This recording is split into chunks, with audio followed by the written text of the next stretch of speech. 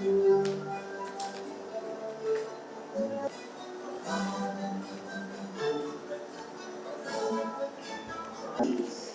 you're fully aware, I have been allocated 5 minutes, and I believe all of you would like me to make malnutrition and literacy.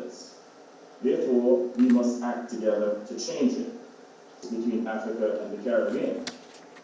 We should resist climate change, the economy. I want to pay a special tribute to yourself for the leadership that you showed and how you led us in a very difficult year during your term as chair of the African Union, and indeed your willingness and openness to ensuring that we work together with the Caribbean in our drive towards ensuring that we get access to vaccines for all our people. So, Your Excellency, thank you very much. At this juncture, I'd like now to give the floor to His Excellency, the Honorable Dr. Keith Rowley, Prime Minister of Trinidad and Tobago, and the immediate former chairperson of Caricom, and I yield the floor to you, my brother. Your Excellency, you have the floor.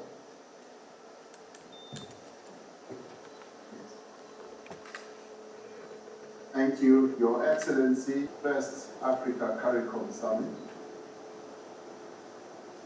This initiative places us on the threshold of what I would call a new epoch of integration. The African continent and in the Caribbean,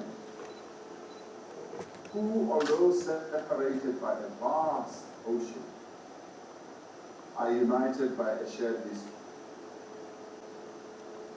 This summit is taking place in the first year of the decade of African... Thank you very much for the statement that you have just made.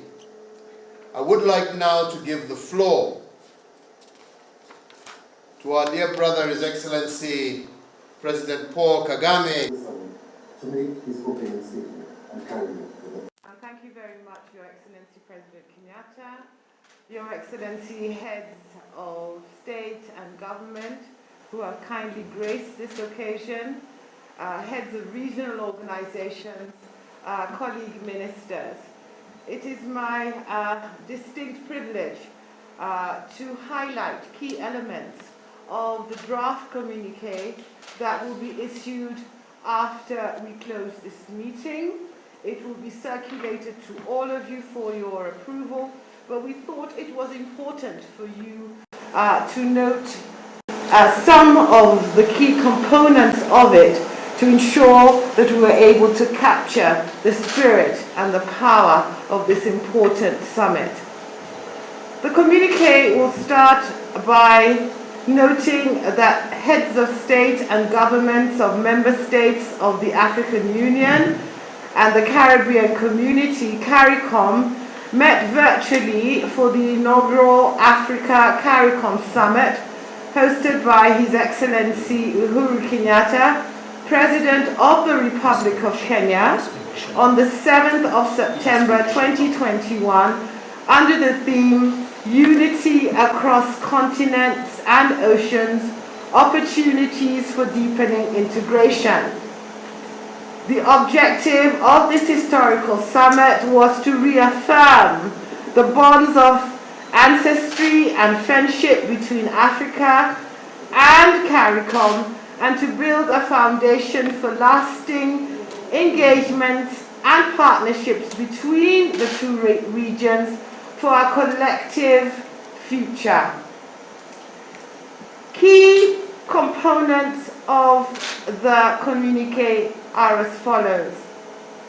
The inaugural session of the summit recalled, first, the declaration of the 33rd session of the African Union Summit held in February 2020 on promoting closer collaboration and cooperation between the AU, the African diaspora, and the people of African descent in the Caribbean and Pacific regions, and the recognition of the CARICOM Summit of February 2020 on the need to increase contact between its members and African countries. Secondly, expressed its concern regarding the rapid mutation and spread of COVID-19 and the impact that it has had on our societies and our health infrastructure. It was noted that countries of Africa and the Caribbean had faced enormous challenges in mitigating the impact of the pandemic. The summit therefore called for increased access to vaccines. It called also for the production of vaccines in continent and within the Caribbean, and for the waiver of key elements of the TRIPS agreement to ensure greater access to vaccines. Under this heading, appreciation was noted with regard to the Africa Medical Supply Platform, and the work of the task force headed by His Excellency Cyril Ramaphosa was greatly appreciated. The summit also noted the devastating economic effects that COVID-19 was having on our societies. It was noted that even though the G20 debt service suspension initiative was welcome and that progress had been achieved in facilitating higher pandemic-related spending, there was still a need for enhanced debt relief measures and for financial access and for innovative approaches to debt sustainability and fiscal access to enable countries in our regions to refocus on achieving sustainable development goals and the goals of the Paris Agreement. 4, the summit reiterated its commitment to achieve sustainable development in member states severely affected by environmental challenges arising from climate change, and affirmed their commitment to ensure the realization of SDG 14 to conserve and sustainably use the ocean, seas, and maritime resources for sustainable development, and to pursue efforts to limit temperature increase to 1.5 degrees Celsius above pre-industrial levels as is called for under the Paris Agreement. There was also a reaffirmation of the commitment to multilateralism, but also the summit urged for the need to strengthen and reform multilateral institutions to ensure inclusion and better representation from countries from our region, and also to press for reparative justice and to call for the lifting of punitive and unilateral sanctions and embargoes against Cuba and Zimbabwe.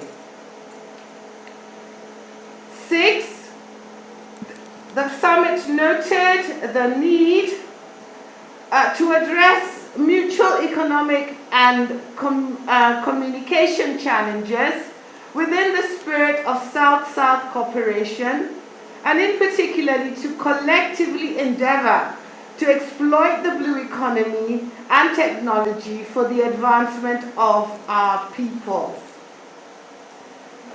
7th,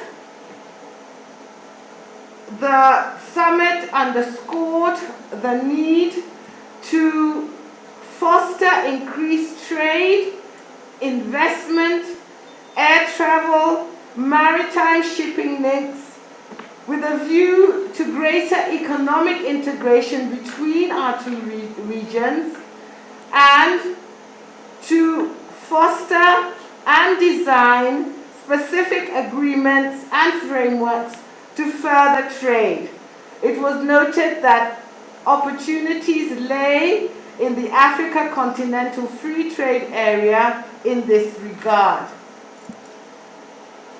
In addition, The summit urged heads of state and government to provide the political goodwill and affirmation of activities aimed at fostering closer cultural, educational, scientific, and sports relationships between our people in order to increase people-to-people engagement through the AU and Africa by using mass media platforms wherever necessary.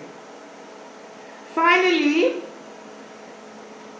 the summit expressed the need to institutionalize cooperation between Africa and Caricom and other parts of our diaspora by setting up a dedicated secretariat or structure and holding annual summits of the Africa Caricom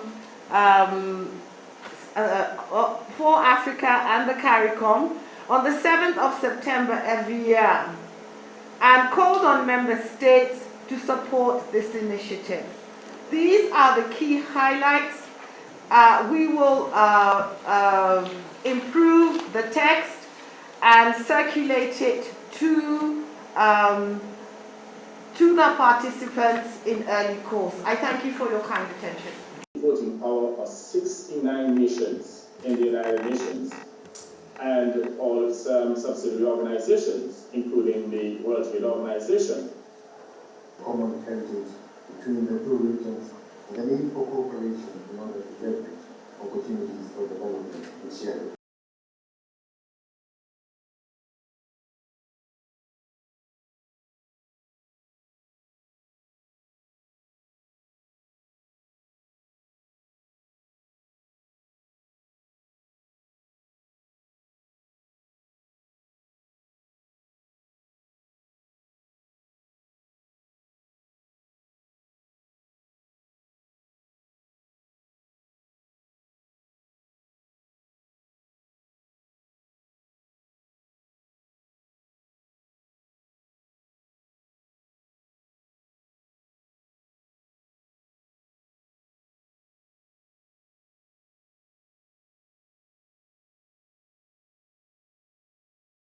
Excellencies, this historic meeting occurs on the eve of... I pray that others will continue, for it is absolutely necessary for us, for our people, to do the right thing by them after centuries of exploitation. Thank you, my brother.